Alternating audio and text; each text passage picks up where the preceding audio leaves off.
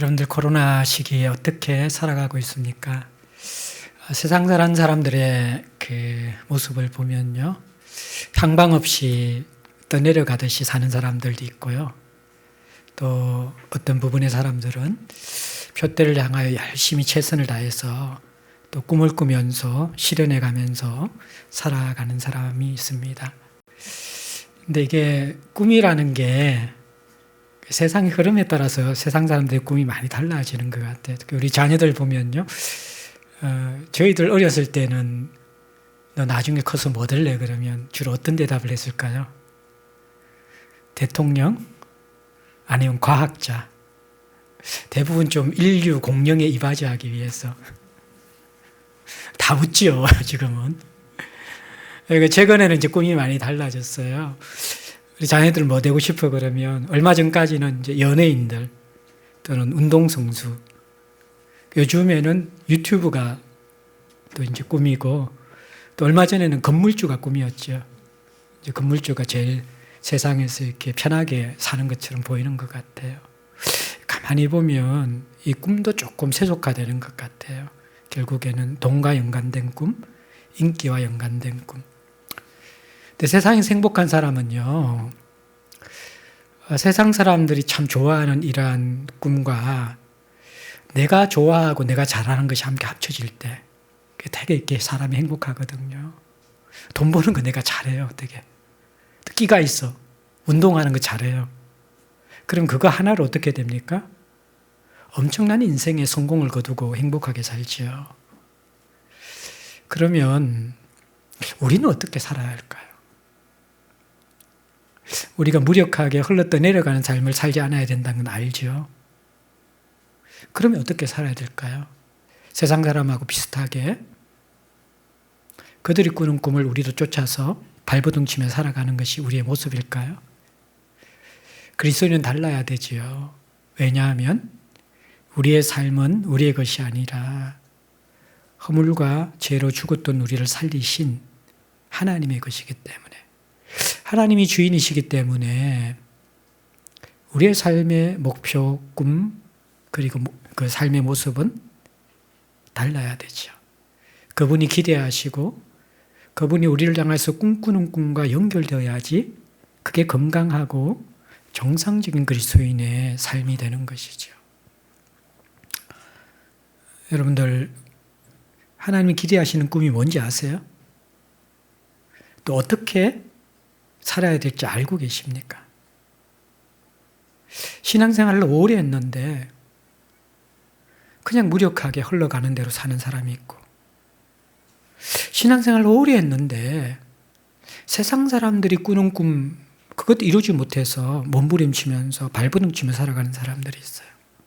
아직도 우리가 살아가야 될 표대와 삶의 모습을 선명하게 찾지 못하는 경우가 많다라는 거예요. 오늘 우리는 바울을 통해서 이 모습을 좀 성경을 통해 교훈받기 원합니다. 8장부터 바울은 우상 제물에 사용된 고기 먹는 문제에서 우리가 어떤 목표와 어떤 삶을 살 것인가의 주제로 옮겨옵니다. 사실 삶의 작은 선택과 모습은 무엇으로 결정되냐 그러면요, 내가 누구고 내가 어떤 삶을 살아야 하는가, 이것과 연결되어 있어요. 그걸 놓쳐버리면 삶의 부분도 다 무너지게 된다라는 거예요. 저는 크게 이제 두 부분을 좀 살펴볼 텐데, 19절부터 23절까지는 바울은 어떤 삶을 살겠는가, 선명한 삶의 모습이 있어요. 어떤 삶이냐 그러면 모든 사람에게 매이지 않았어요. 모든 사람에게 매이지 않았지만 스스로 모든 사람에게 종이 되는 삶을 살겠다.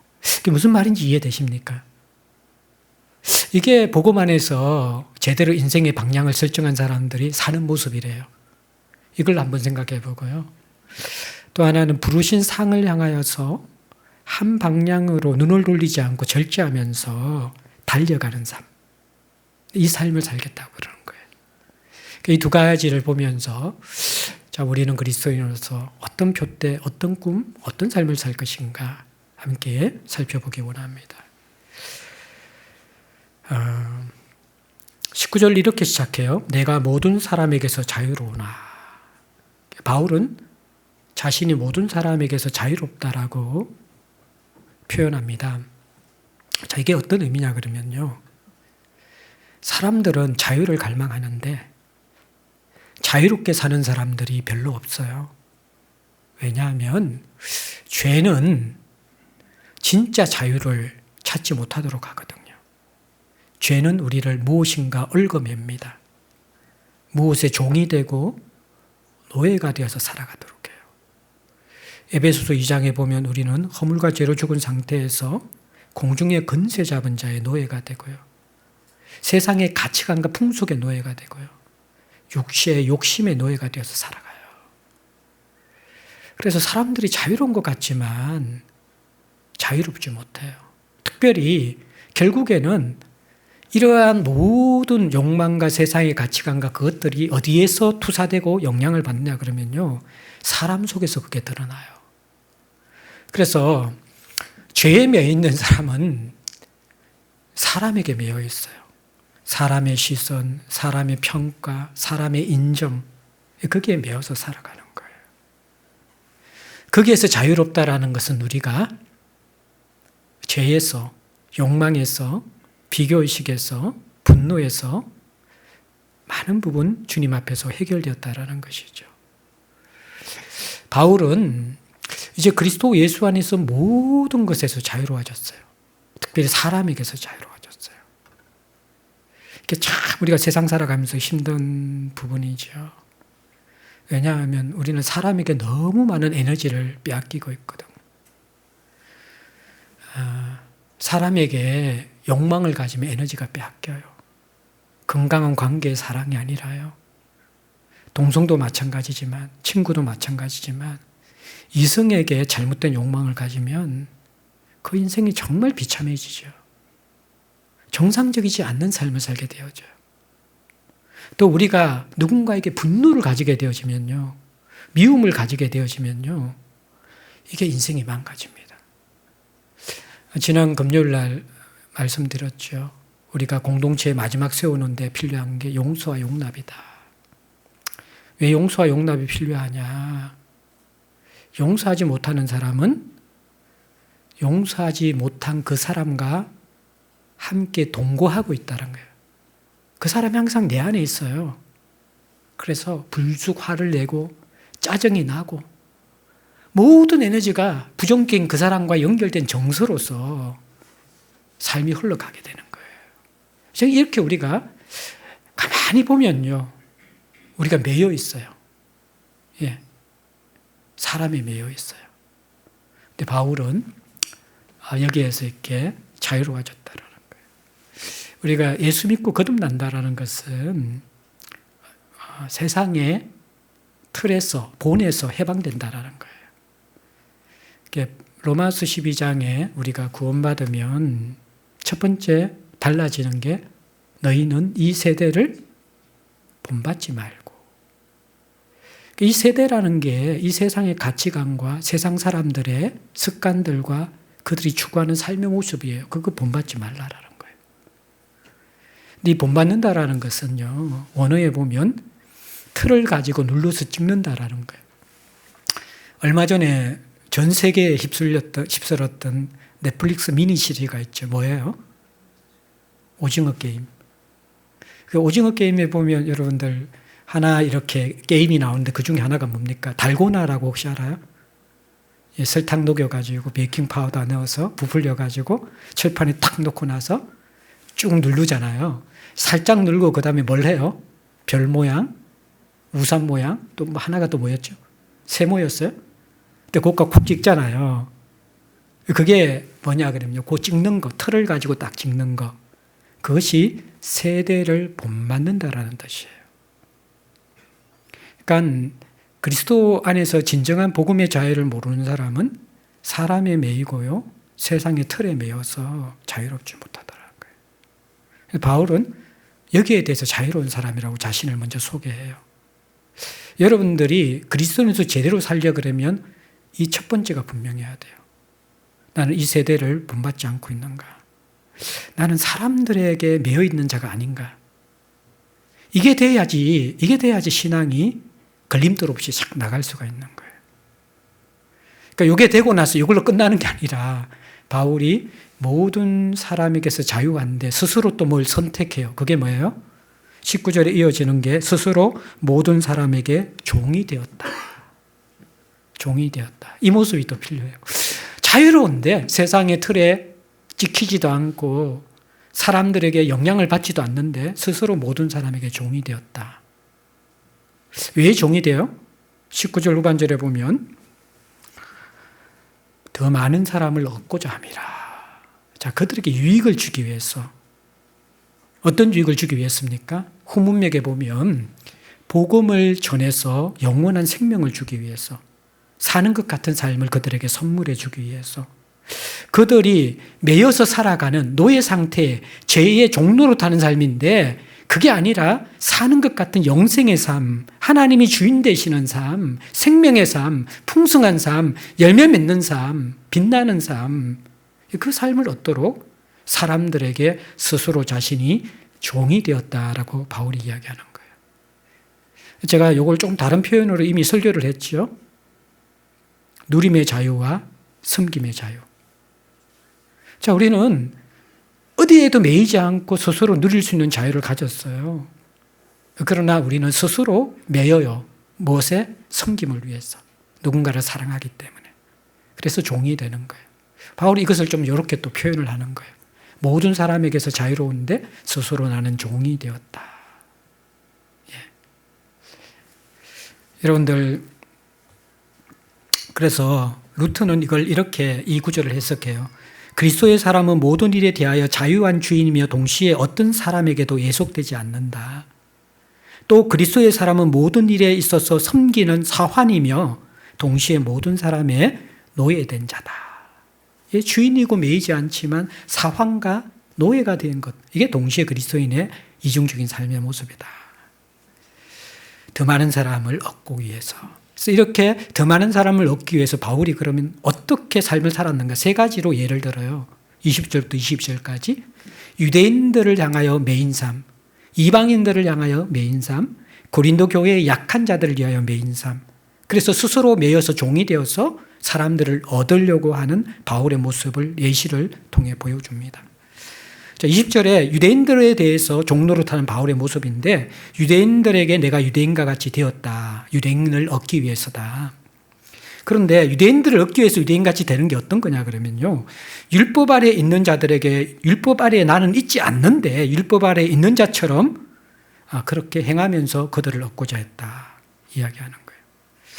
자, 유대인들은 율법 아래에 있어요. 무슨 말이냐 그러면요. 자, 율법이 뭡니까?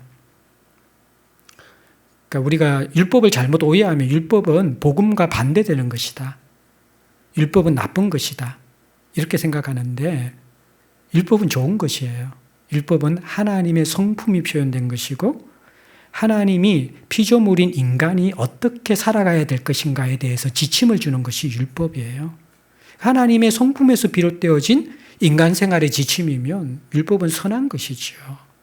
그런데 이 율법을 유대인들은 잘못 사용하여서 율법 아래 갇혀버리게 되었어요. 무슨 말이냐 그러면 율법 아래 있다는 것은 율법을 지켜서 구원을 얻는 종교 체계 안에 있다는 거예요. 그런데 율법은 선하고 우리가 살아가야 될 것이지만 율법을 지켜서 구원을 얻을 수 있나요, 없나요? 죄인들은 불가능해요. 불가능해요. 그런데 이 유대인들은 율법을 지켜서 구원을 얻는다라는 종교 체계를 가져서 율법 아래 갇힌 삶을 사는 것이죠. 근데 바울은 율법 아래 있는 사람이 아니죠. 이전에는 그렇게 살았지만 그리스도를 만나면서 우리에게서 난 의가 아니라 사람의 의가 아니라 하나님께로부터 난 의, 십자가를 통해 주시는 은혜로 말미암아 구원을 받았기 때문에 구원받기 위해 율법을 지키지 않는 율법 아래에 있는 자가 아니라는 거예요. 그런데 바울이 복음을 전하려고 할 때는 마치 유대인들이 볼 때는 저 사람도 율법 아래에 있구나라고 느낄 정도로 태도를 취했다는 거예요. 그 이유는 율법 아래에 있어서가 아니라 그들을 얻기 위해서 그랬다는 거예요. 거기에 대한 예가 사도행전에 두 군데 나와요. 16장에 보면요. 디모데에게 할례를 시킵니다. 자, 할례는 율법의 의식법이에요. 그런데 할례는 구원받은 성도들이 꼭 해야 합니까? 하지 않아야 됩니까? 하지 않아도 돼요. 할례는 성령 안에서 거듭난 성령 세례로 바뀌어진 거거든요. 육체의 할례가 아니라 마음의 할례, 심령의 할례를 받아야 돼요. 그런데 왜 디모데에게 이 할례를 시킵니까? 유대인처럼 행합니까? 디모데는 지도자예요. 또 유대인들에게 복음을 전해야 돼요. 그런데 유대인들이 할례 받지 않는 디모데의 메시지에 대해서 오해할 수 있고, 또 그들은 이 할례를 굉장히 중요하게 생각하는데 할례 문제 때문에 소중한 복음에 대해서 귀를 기울이지 않을 가능성이 있잖아요. 그래서 그 장애물을 제거하기 위해서 유대인들에게는 할례 받을 필요가 없지만 유대인들에게 목양하고 복음을 전하기 위해서 디모데에게 할례를 시키는 것.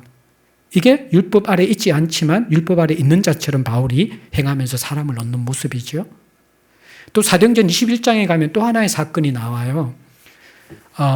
바울이 3차 전도 여행 후에 예루살렘에 들어가요. 근데 예루살렘 분위기는요, 유대인들이 바울에 대한 굉장히 적대감과 분노를 가지고 있었어요. 폭동이 일어날 분위기였어요. 근데 그때 이제 이 교회 지도자들이 바울에게 제안을 합니다. 당신이 지금 복음 전거에 큰 걸림돌이 되고 있다. 율법을 파괴하고 훼손하는 사람으로 유대인들에게 오해받고 있다. 그래서 그 오해를 불식시켜야지 복음이 더 잘 전해질 수 있는데 그 일을 위해서 하나 제안을 하겠다. 그게 뭐냐 그러면 지금 마침 성전에 나실인 서약을 하는 기간이다. 이 기간에 함께 참여해서 그 율법을 지키는 것을 보여주면 유대인들이 바울이 율법을 폐하거나 함부로 여기는 자가 아니라 바울도 율법을 소중히 여기는구나 라는 인식을 줄 수 있어서 복음 전거에 장애물이 제거될 것이다. 그 제안을 해요. 그 제안을 받은 바울이 어떻게 행동합니까? 흔쾌히 수락을 하면서 바울은 이미 사도이고 제자잖아요.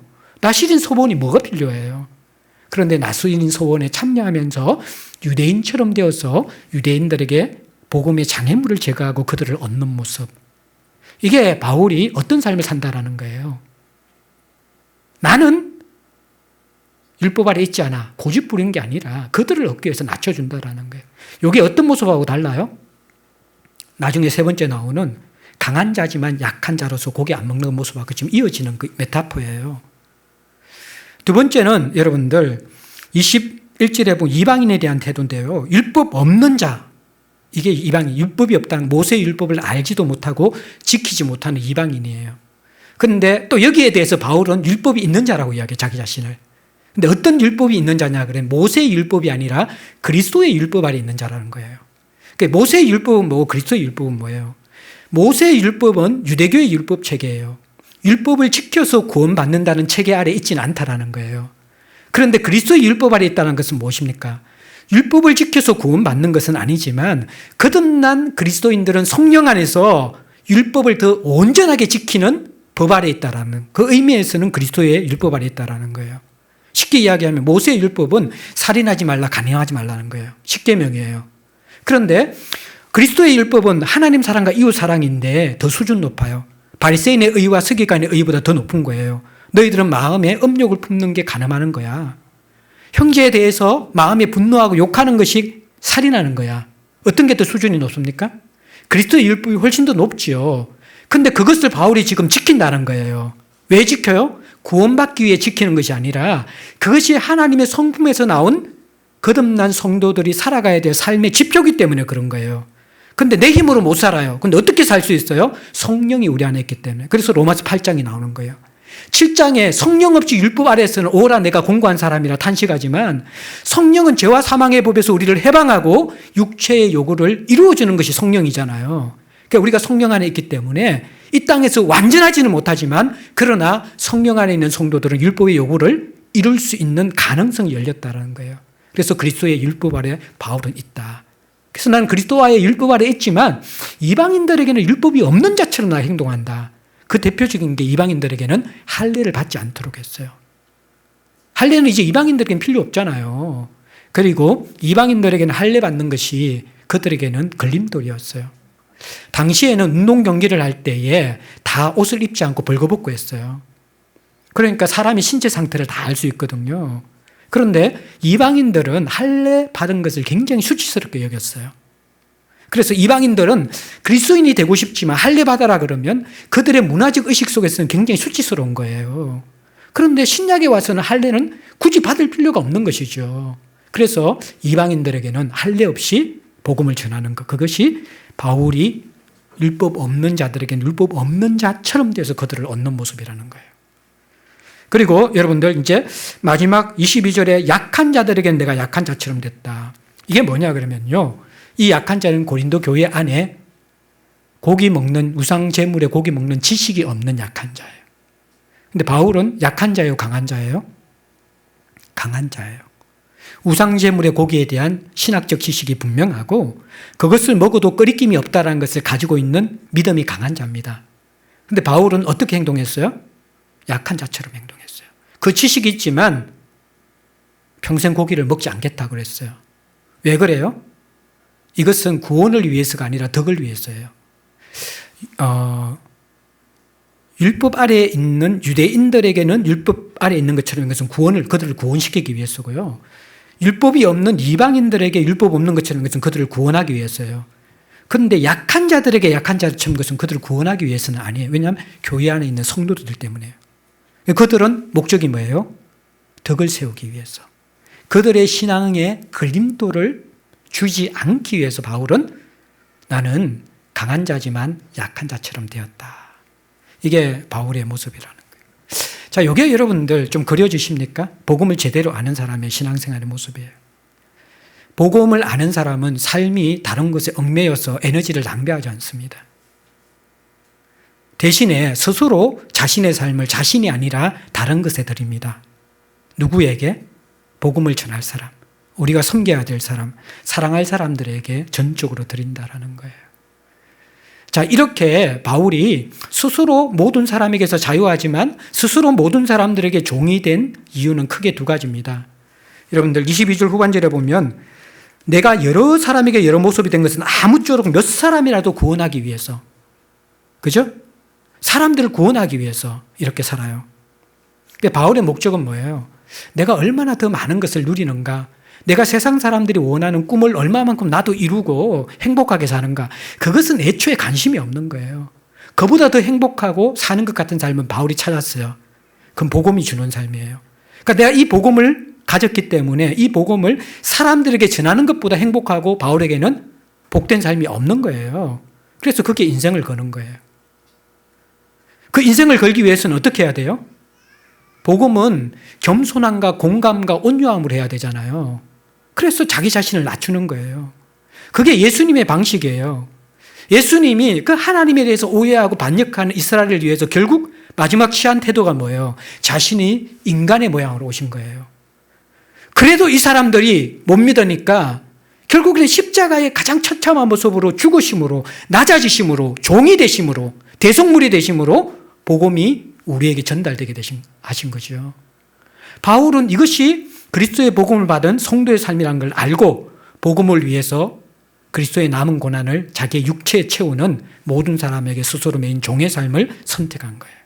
근데 이것이 누림의 자유를 선택한 사람보다도 섬김의 자유를 선택한 사람이 더 행복하다는 것을 바울이 알은 거예요.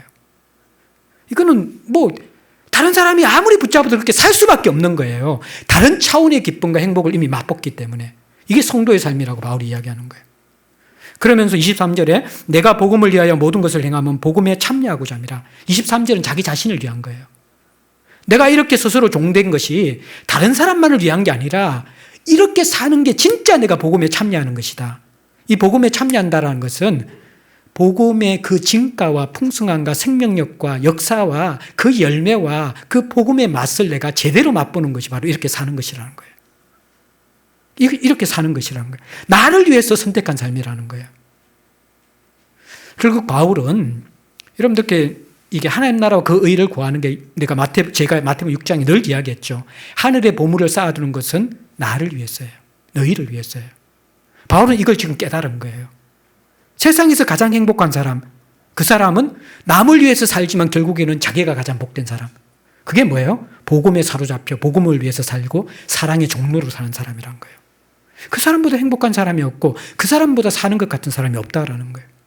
바울은 이것이 복음을 안 사람의 정상적이고 제대로 된 삶의 모습이라고 이야기하는 거예요. 그러면서 이걸 가지고 고린도 교인들을 되돌아보게 하는 것이죠. 이 수준에 있는 사람들인가?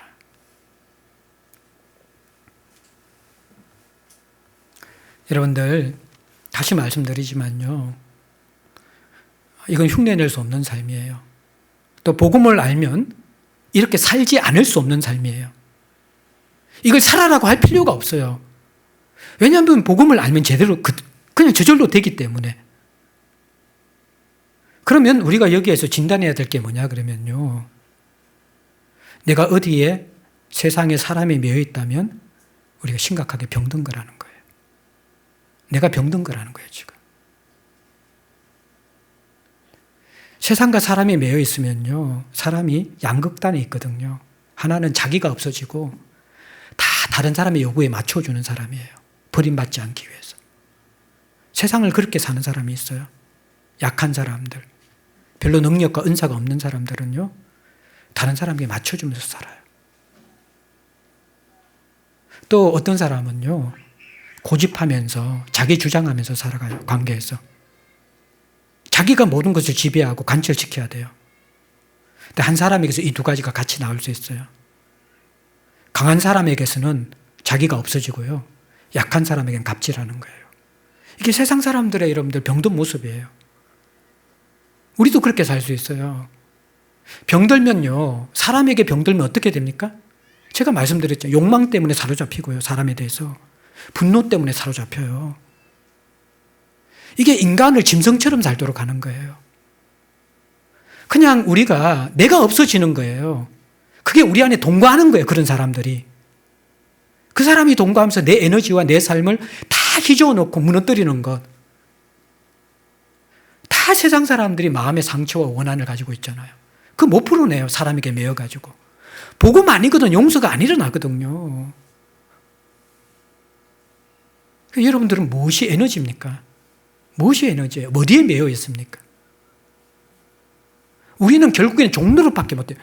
여러분들, 우리는 의의 병기와 불의의 병기, 또 이 로마서 6장에 보면요, 죄의 종과 의의 종 둘 중에 하나밖에 없어요. 왕노릇해요. 죄도 왕노릇하고 하나님도 왕노릇해요. 왕노릇은 내가 선택할 수 없는 거예요. 사람들은 선택에 살아가는 것 같지만 결국에는 종노릇하면서 끌려 살아가요. 죄의 종노릇하며 끌려 살아가든지 복음의 종노릇하면서 끌려 살아가는 거예요. 그 차이는 선명하게 드러나요. 바울은 지금 복음의 종노릇한 삶이 무엇인지 제대로 가르쳐줘요. 안 그러면 우리는 죄의 종노릇하는 거예요. 우리가 참 이렇게 바울의 모습을 빨리 회복해야 돼요. 좀 우리를 매이고 있는 거 다 끊어내야 돼요. 아니, 끊어내는 게 복음이 우리를 채우면 끊어지게 돼 있어요, 그게. 예. 복음의 사랑이 우리를 채우면 다른 욕망이 이게 약해져 버려요. 하나님의 용서가 우리를 채우면 사람과의 관계에서의 그러한 모든 가시와 상처들이 성령의 불로서 이렇게 녹여진다라는 거예요. 그래서 빨리 우리가 이 복음의 종로로 살 수 있도록 바울처럼 이렇게 살지 않을 수, 그게 조금 이따 보겠지만 자기가 이렇게 살지 않으면 화가 있다는 거예요. 예, 화가 있다는 거예요, 바울이. 지난 시간에도 화가 있다 그랬잖아요. 복음 전하지 않으면. 두 번째 이제 큰 그림은 여러분들, 이러한 바울의 모습, 어떤 게 정상적인 그리스도인가 보여주고 난 다음에 바울의 삶의 모습, 뭐예요? 사람에게 매여있지 않지만 스스로 종이 된 모습이, 이게 제대로 하나님이 기대하시는 삶이 무엇인지 알고 살아가는 사람이다. 두 번째는요, 표대를 향하여 절제하면서 달려가는 삶인데, 이게 이제 두 가지의 그림 언어예요. 요거는요, 고대에 4대 경기가 있어요. 중요한. 올림픽, 이스티미안, 그 다음에 델피, 그 다음에 또 이제, 네메아라는 경기가 있어요. 우리가 올림픽은 잘 알죠. 4년에 한 번 열리는데, 이스티미안은 2년에 한 번 열리는데, 이스티미아는 것은 고린도 바로 옆에 도시예요. 아주 큰, 두 번째 큰 운동 경기예요. 축제예요. 자, 이 운동 경기에는요, 레슬링, 격투기, 권투, 그 다음에 달리기 이런 것들, 시합들이 있었어요. 그리고 시낭송, 음악회도 있었고요. 개최하는 날은 요즘 올림픽 개막식처럼 엄청난 그런 축제의 날이고요. 그 기간 동안에는 많은 그런 상인들이 와서 먹을 것과 물건들을 판매하는 그런 굉장히 큰 축제예요. 근데 여기에서 오늘 24절부터 26절까지 두 가지 경기 모델을 가지고 설명하는 거예요. 하나는 달리기, 하나는 권투 선수예요. 그래서 여러분들 24절에 먼저 달리기 선수의 예를 들거든요. 24절, 25절에 보면 운동장에서 다름질하는 자들이 다 달릴지라도 오직 상을 받는 사람은 한 사람인 줄을 너희가 알지 못하느냐.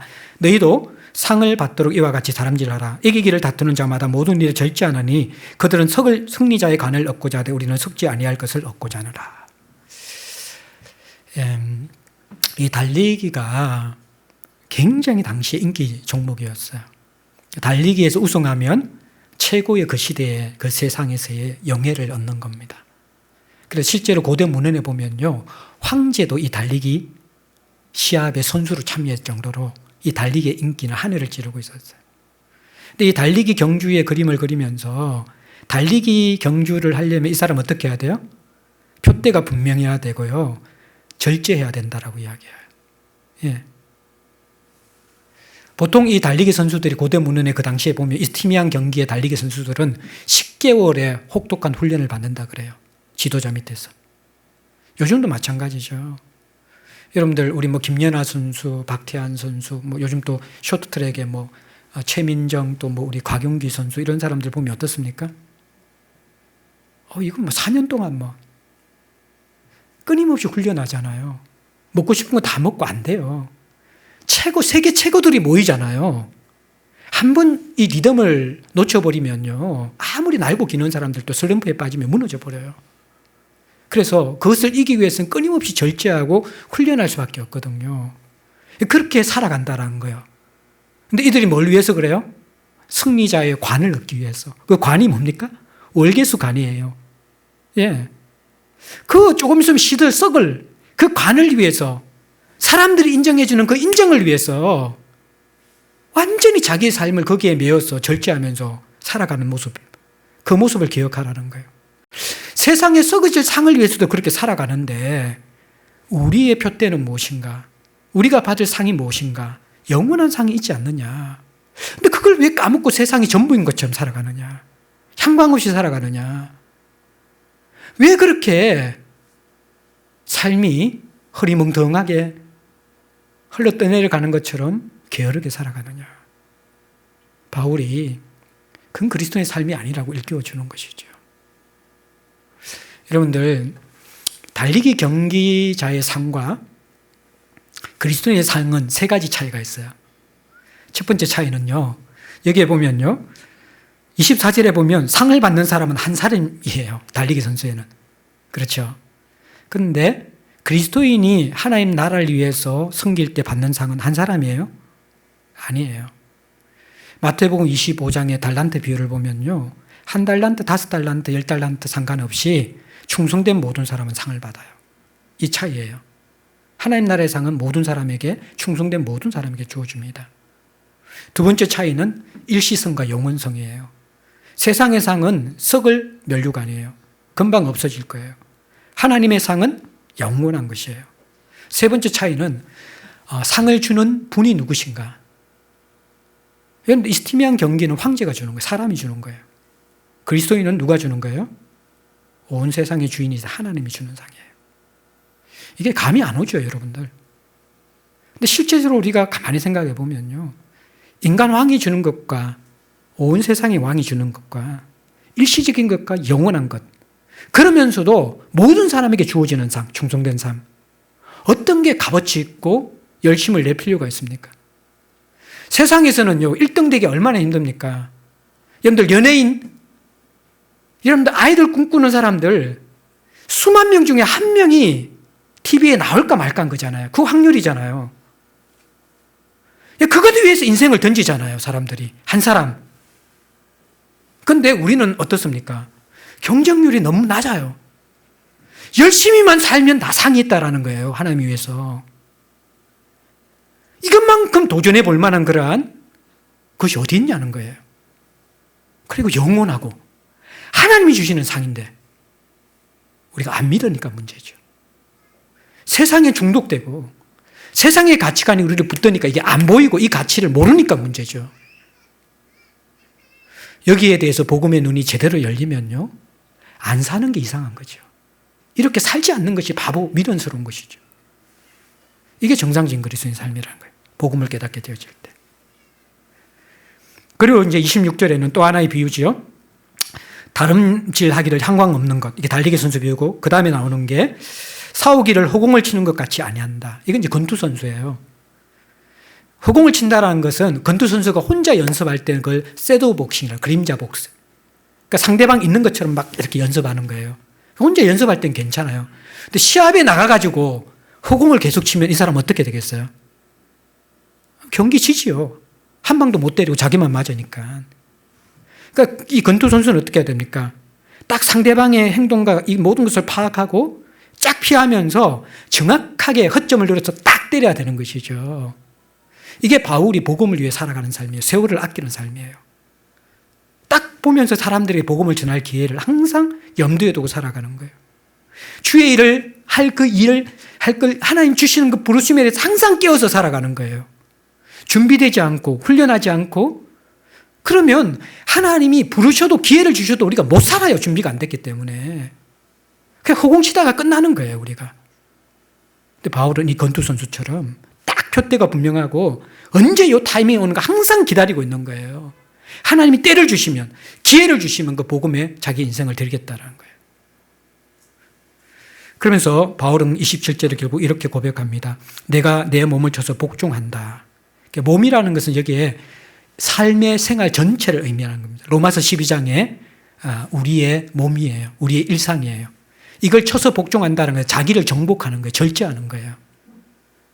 그 삶을 자기는 살 수밖에 없다는 거예요. 너무나 소중한 부르심. 이제는 되돌릴 수 없는 부르심.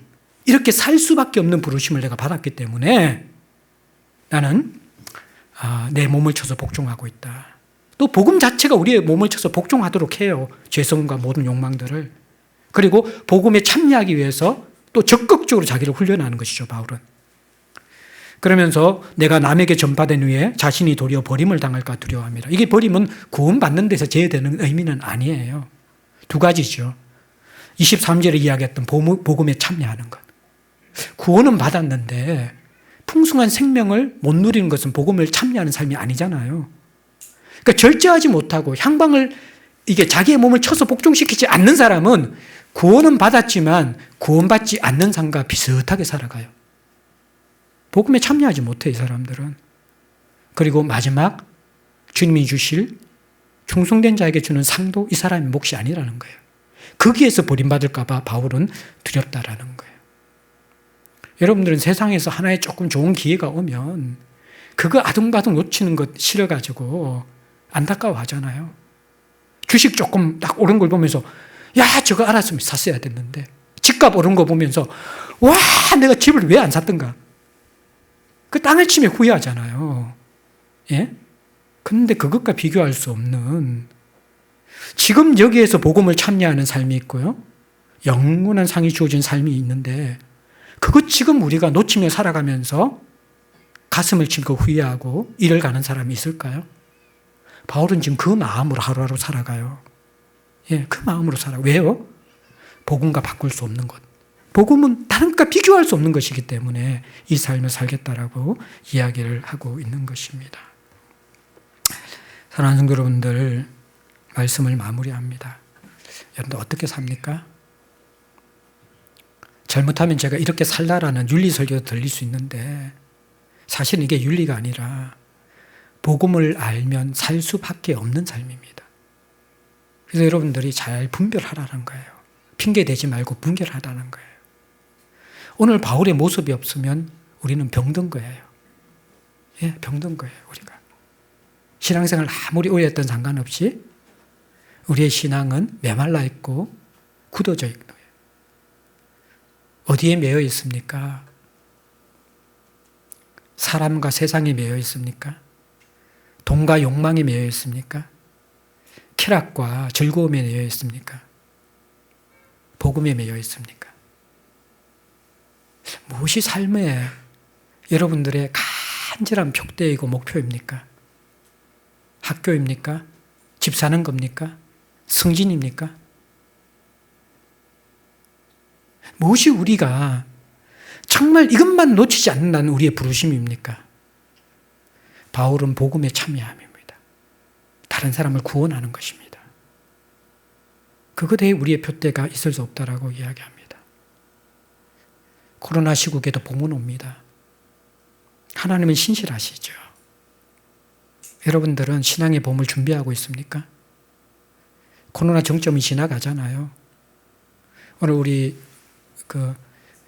집사님, 의사 집사님이 저보고 코로나 이제 확진 끝났다 그러니까 목사님 마스크 벗고 살아도 됩니다.